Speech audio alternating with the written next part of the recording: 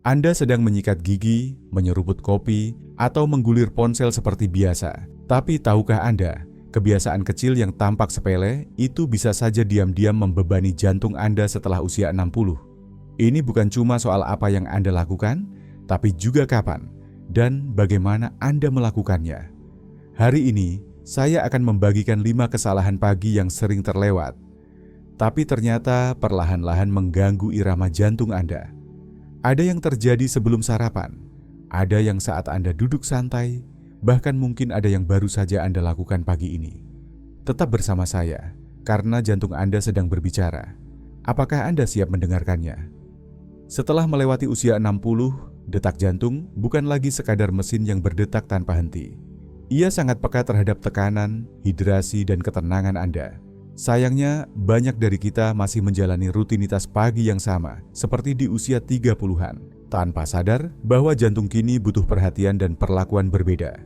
Kesalahan-kesalahan ini tidak berteriak keras, tapi berbisik lewat rasa pusing, kecemasan ringan, atau tekanan darah yang naik turun, yang sering kita abaikan. Namun saat kita mulai memahami dan menyadarinya, kita bisa melakukan perubahan yang berdampak besar. Mari kita telusuri bersama 5 kesalahan umum pagi hari yang mungkin jantung Anda ingin Anda perbaiki. Nomor 1. Minum kopi sebelum sarapan. Bayangkan pagi yang tenang, Anda bangun, dapur masih sunyi, dan seperti biasa, tangan Anda otomatis meraih secangkir kopi hangat yang terasa begitu menenangkan. Kopi seolah jadi teman pertama yang membantu Anda kembali ke diri sendiri. Tapi tahukah Anda, jika Anda meneguk kopi di perut kosong, jantung Anda bisa jadi sedang menanggung beban lebih dari yang Anda sadari. Setelah usia 60, hormon kortisol yang membantu tubuh bangun sudah berada pada level tinggi di pagi hari. Ketika Anda menambahkan kafein tanpa makanan sebelumnya, itu seperti menyalakan api yang sudah menyala dengan tambahan bahan bakar. Jantung Anda menerima sinyal, awas, siaga.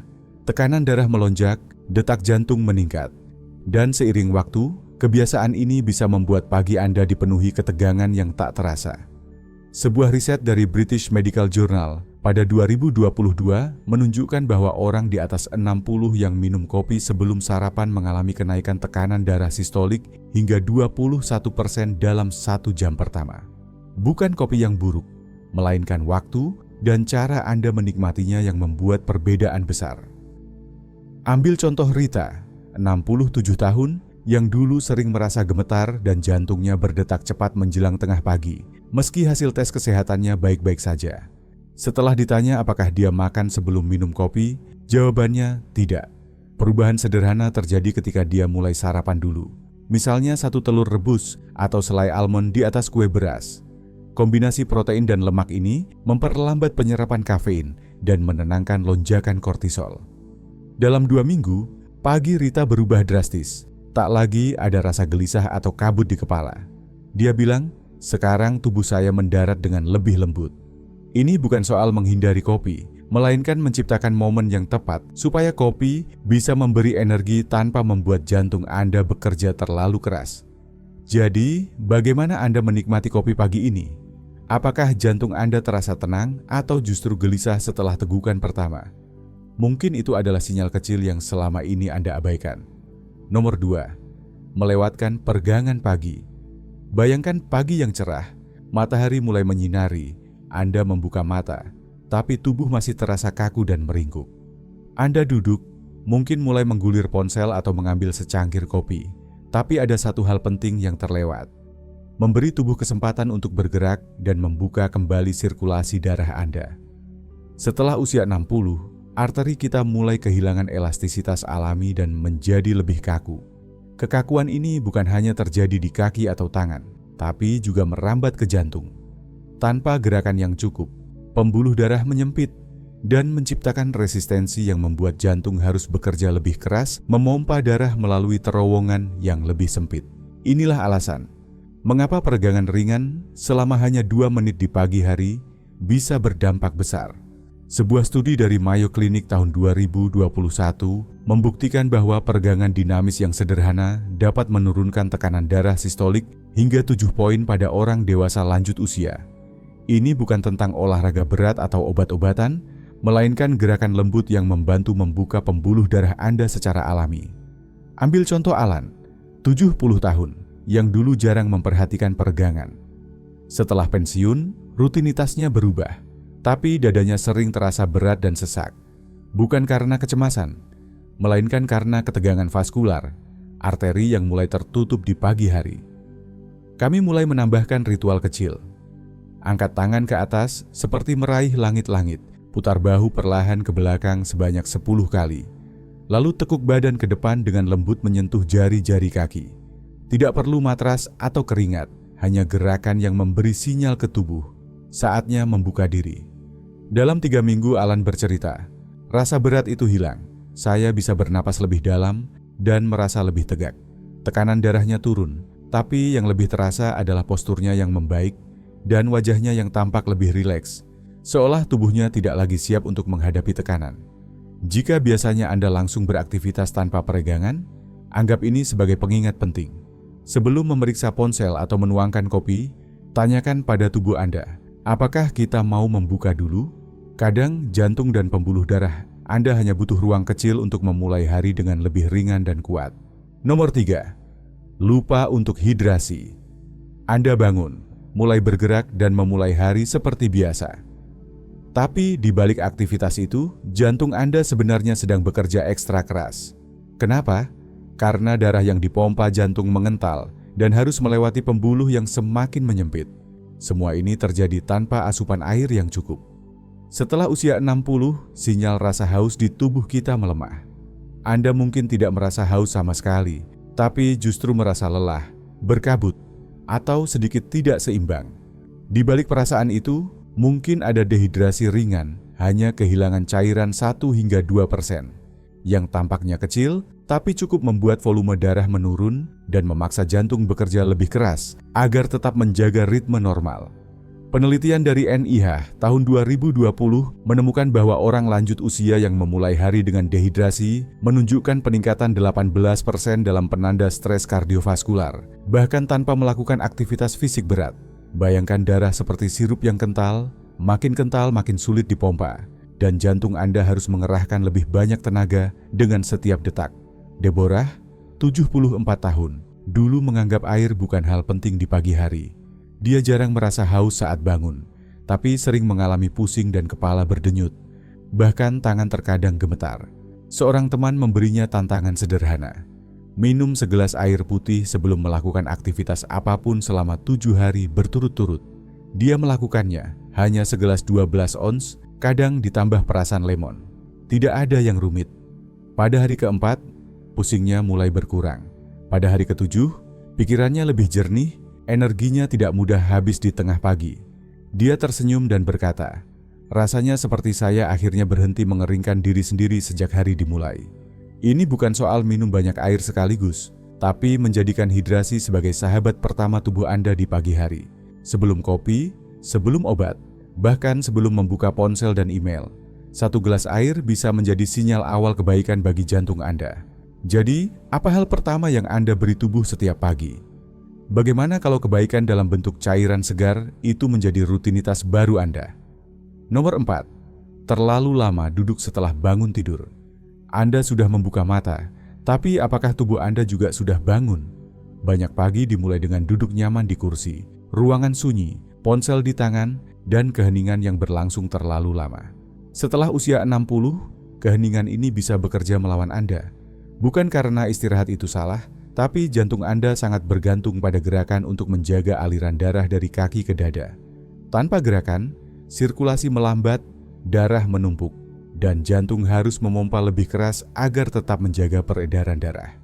Lama-kelamaan, tekanan ini bisa menimbulkan ketegangan halus, bahkan meningkatkan risiko pembekuan darah, terutama setelah semalaman tubuh diam dalam posisi yang sama. Penelitian dari Harvard pada 2019 menemukan bahwa orang dewasa lanjut usia yang duduk tanpa bergerak selama 1 jam pertama di pagi hari memiliki risiko 2 kali lebih tinggi mengalami masalah jantung, walaupun mereka berolahraga di waktu lain. Jadi bukan soal olahraga beratnya, melainkan 20 menit pertama pagi itu yang sangat krusial.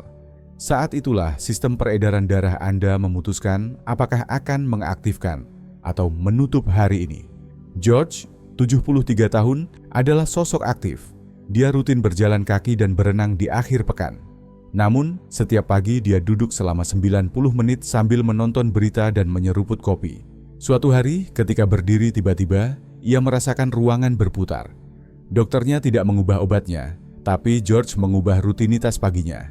Kini, dia melakukan jalan kaki ringan di lorong selama 3 menit bolak-balik, dengan langkah pelan dan terkadang hanya dengan kaus kaki, tanpa tekanan apapun. Dalam 2 minggu, lututnya tidak lagi kaku, keseimbangannya lebih baik. Dia bilang, ini bukan olahraga berat, tapi seperti memberi salam hangat untuk tubuh saya. Jadi bagaimana Anda menyambut pagi Anda? Dengan keheningan yang membebani jantung, atau gerakan kecil yang berkata, hari ini kita hidup dan bergerak, hanya dengan 3 menit gerakan lembut saja, Anda sudah mengirim pesan kuat untuk jantung Anda sebelum hari dimulai. 5. Makan terlambat di malam hari. Sunyi sudah menyelimuti rumah, piring-piring sudah dicuci, dan Anda siap beristirahat. Tapi tiba-tiba muncul keinginan kecil, sepotong roti panggang, beberapa kerupuk, atau sesuatu yang manis untuk menenangkan perut sebelum tidur. Terlihat sepele, tapi di dalam tubuh Anda, waktu makan ini bercerita hal yang sangat berbeda.